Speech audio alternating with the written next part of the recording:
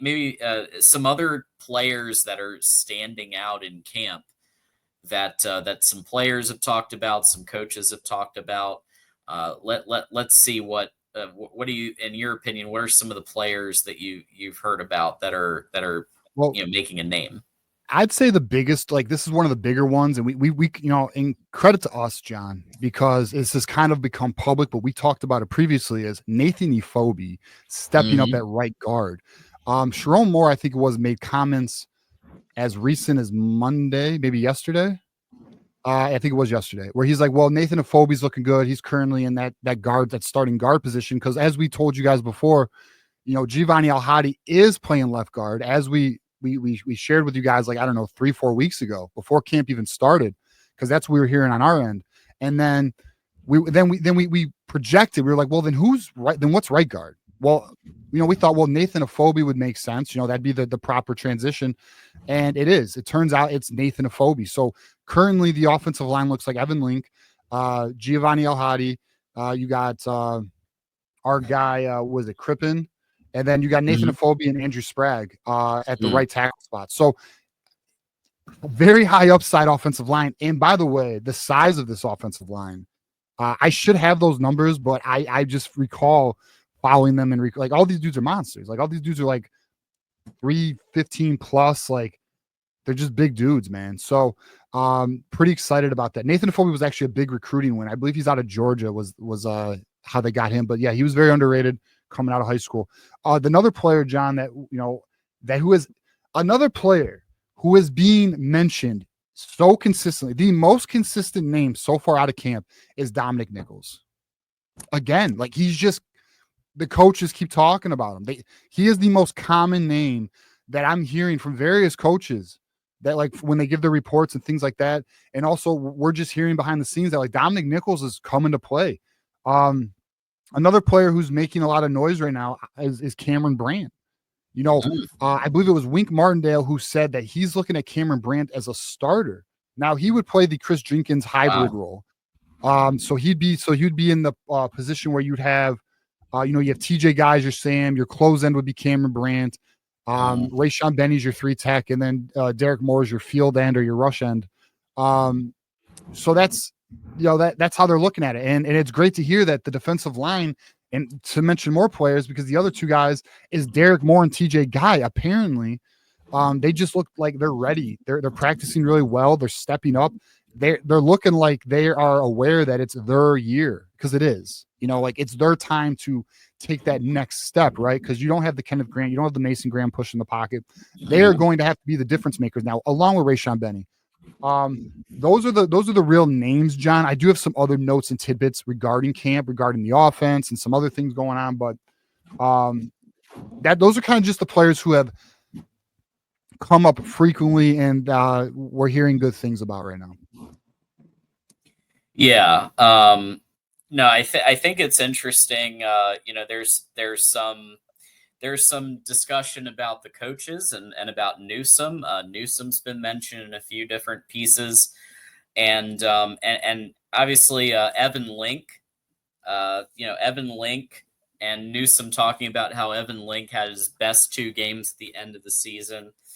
So they look at him as somebody who can not only be versatile, but he could actually play guard, they think. So what I think is going to be interesting is now with the Efobi kind of pushing a little bit, and obviously we'll get that transfer coming in a couple of months. Evan Link is somebody that the coaches view may be able to flip around a little bit based on the needs of the line in August. So I think that's notable, because Evan Link is somebody who 8 months ago we all thought wasn't very good. Let's just be very clear. Well, guess what? He wasn't. But he wasn't. He wasn't very good. But he was guess an what? issue. Things change, and Yeah. you put in the work. I'm going to give some credit here, not just to Newsome and to Castillo, who's come in, but also Justin Tress. I think is somebody who we were unsure about after Ben Herbert went to the Chargers and became the highest paid strength and conditioning coach in the NFL. We were a little skeptical because of what he meant to the culture of Michigan. Right. And we talked to players who talked about how Ben Herbert was crucial to the culture, was one of the key points of contact they had. But it does seem like Justin Tress. I mean, let's give him some flowers here, because Evan Link is somebody who, that is a strength and at least partially a strength and conditioning, and that he has improved quite a bit from where he was in August to the end of the season. Especially at the end of the year when guys are wearing out and they're drained and they're dead, they're mentally and physically spent, right? So he maintained and actually thrived and excelled at the end of the year. But one of the things that was interesting, if anyone saw the most recent Connor Stallions interview, if not, I do recommend it. They talked about Justin Tress, and Connor Stallions essentially said it's the same. It's like, even though Herbert's a different dude, right? But what they are teaching at Michigan, the way they are implementing the strength and conditioning strategies in terms of their approach, in terms of technique, and I don't just mean like lifting technique, I mean technique and or their approach in terms of like how they approach the day, mindset. It's the same crew. Like the crew is the same.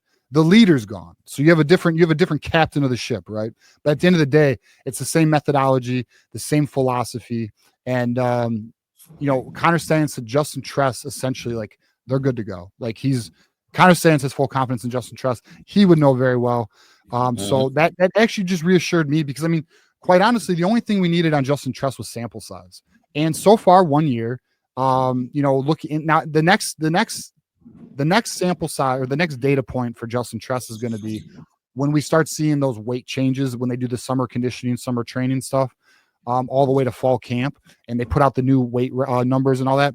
That'll be the next data point. But if those are like they were last year, which I fully expect them to be, I think we can check off that box that we're just fine at strength and conditioning.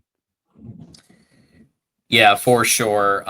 Some other linemen and linemen, the O line is a key focus across multiple media platforms, and we're focused on it too, because Bryce Underwood is going to need the protection of this line to be better than it was across the board in 2024. Castillo coming in, I think, adds an extra layer of communication, which it does sound like was lacking before with Newsome. So there is apparently an improved communication with Castillo in the mix, but also in addition to Phobie, two others. So it does look like that Andrew Babalola has had some shining reviews, and Grant Newsome says he's going to be just fine.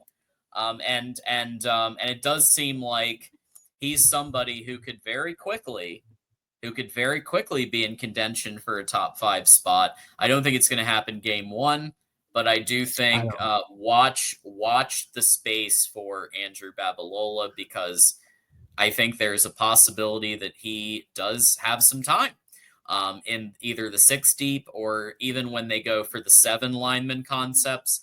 We all know that Sharon Moore likes his 7 lineman concepts. Babalola is going to be out there in some variety. It's not going to be as a starting 5 in the beginning, but you're going to see him. I think within the first 6 games of the year, you're going to see him at some point. So we're a bit different here. I think you're going to see him on the back 6 games of the year. I think it'll be so, but we'll see, right? We'll see. Okay. But I feel like it'd be one of those things where it really just comes down to, does the starting 5 that they pick, can they handle their job? And if they handle their job, then we don't got to play rotational. We don't got to play, the whole, changing of chairs, musical chairs, all that crap. We don't got to do that, right? We could stick with our 5. We don't have to do any swapping.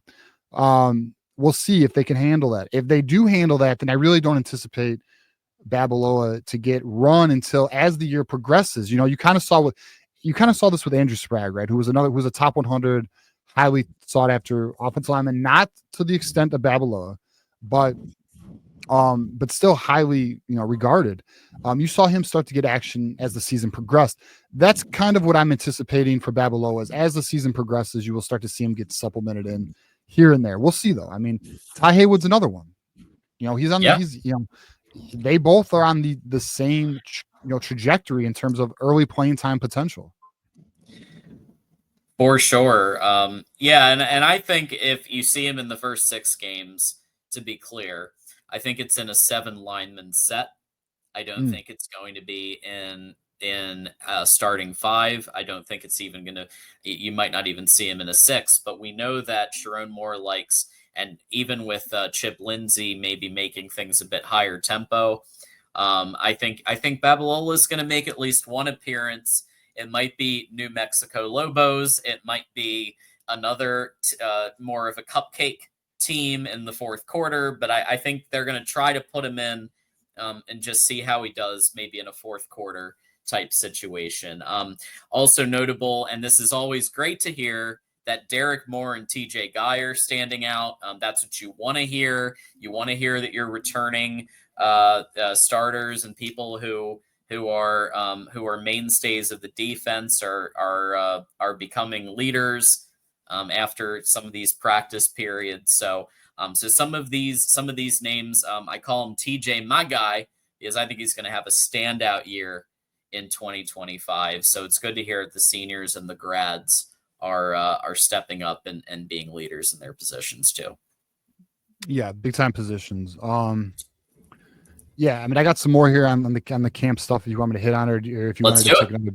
Okay, so one of the most critical things, and this is big time, is that the offense is turning heads. Like the offense, the philosophy of this offense is turning heads. It's not only is it making recruits pay attention and take notice, which they are, Travis Johnson being one, which we will hit on him in the recruiting update, but there's also just murmurs coming out of Ann Arbor, like, okay, we got something here. Now, the thing about this offense is it is receiver friendly and can be aggressive when it wants to. It's not so I want to stress this because I've seen some comments in our last update where people are like, well, we want to maintain our identity. And like, because we were talking about how it has a bit of an up-tempo pace to it when it wants to be. We want to maintain our offensive identity. We don't want to lose our power run game. We don't want to lose too much of our DNA, which has made us what we are, right? Well, the thing about this offense is it has the ability to open things up. It's not that they're gonna put the pedal to the metal from snap one, quarter one, right? It's that they now have the tools. They have the tools to handle whatever task is in front of them, right? However the defense is playing and whatever the situation is within the game, they have the tools to do what they need to do to complete the job. So this offense has the versatility to push the ball downfield, get air yards, be aggressive, go up tempo. And it's also wide receiver friendly in that aspect. It does do the quick passes, but it also has the ability to really make a defense pay if they're not respecting the air attack. And the thing about that is when you have a quarterback like Bryce Underwood, he allows you more versatility in that offense. And somebody had a question. I think it might have even been a super chat. I'm not sure, John. Yeah, we're going to get to those soon. Yep. Well, do you want to run Bryce Underwood? Well, if he has to, it's obviously, I prefer not to do design runs, or if he does do design runs, be very responsible. Be responsible and get out of bounds. Like, you don't got to be a hero. Get your yards, get out, or get your yards and get down. Like, we don't need you doing anything. You don't need, you don't got to play hero ball. Just do your job. Right. So, if he just does that, then yes, then I have no issue with Bryce Underwood taking what he can get from what the defense gives him. But at the end of the day, we have the tool set. This offense now has a balanced attack. So it looks to have a balanced attack. This is still needs to be proven, right? We're in hypothesis mode. It looks like, actually we're in theory mode. We're testing the theory out.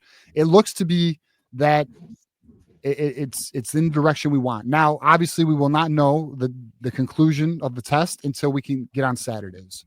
Saturdays, we'll know.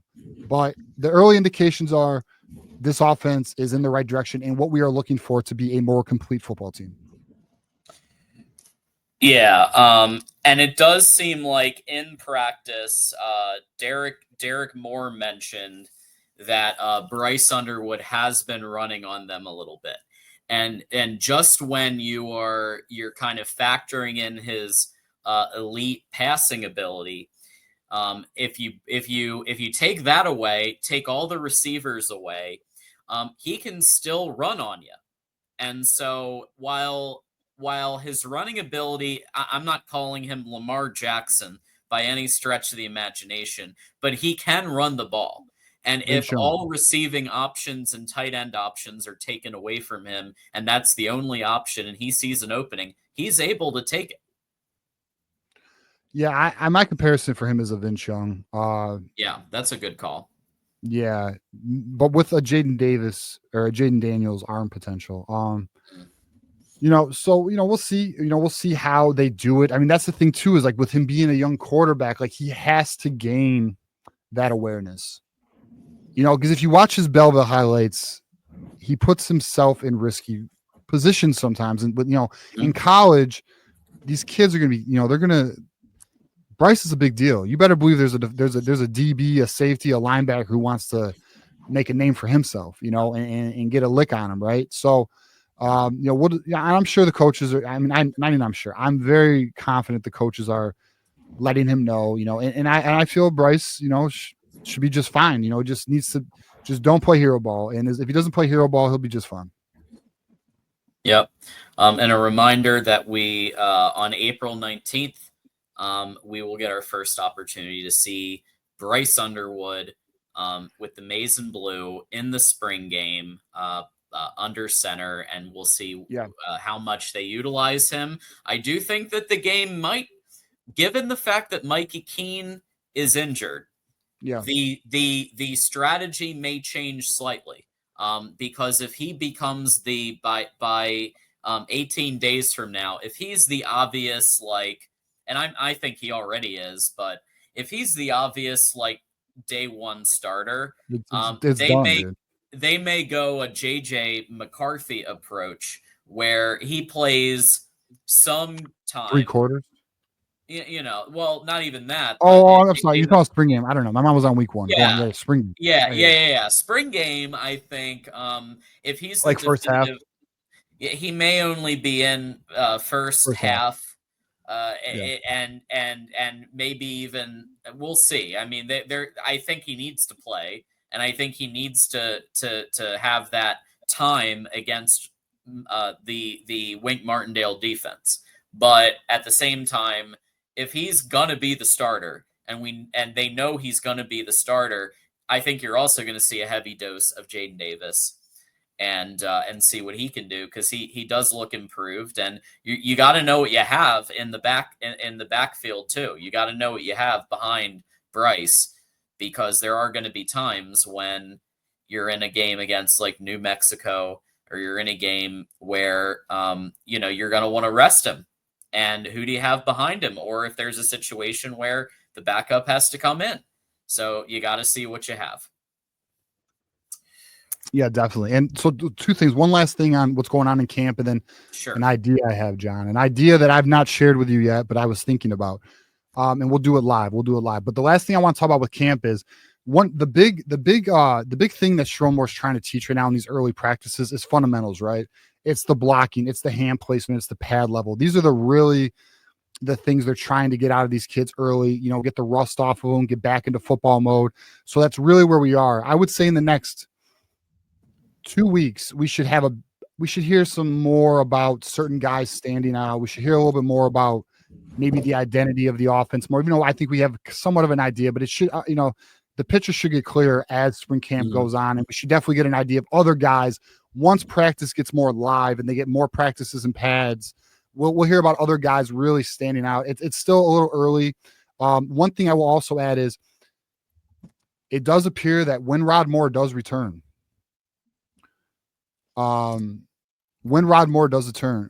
it's looking like it's gonna be nickel back.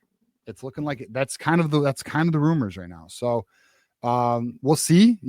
I will say it to be determined, right? But it does appear that that's the direction that Michigan's going to head when he returns back to Michigan, or back, at the start of the year. Hey, I wonder who said that. Oh, wait, it was Michigan at Voice of College Football who said that. Yeah, it was another one we proposed for sure. Definitely. And look, he had been in that position, and he does have experience, and they have honestly, I think they have where they're at with the safeties is that they're happy with the safeties, and now with Rodmore coming back, whether he comes back late in spring, whether he comes back a little bit later, I do think they're going to be very cautious with him because, and I think they should, because he's an X factor. He can win you a game. You got to be, and he's demonstrated that he can win you a game. So like, do you want to be playing him overboard in spring and early fall when you know that you're going to be playing him? You got to be a little careful, and there is a player management aspect to that as he comes back to 100%. But I love him in that position, given what we have at safety at both safety positions.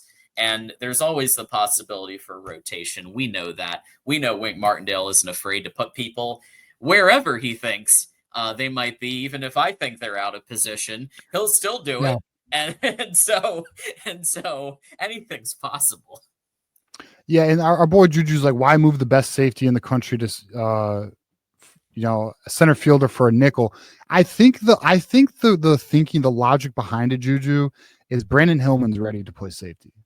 Is kind of I think they want to put Brandon Hillman at safety next to TJ Metcalf. So you have Brandon Hillman. Now this is, I'm assuming, I don't know yet, but I think that's kind of the angle. You put Rod Moore at nickelback.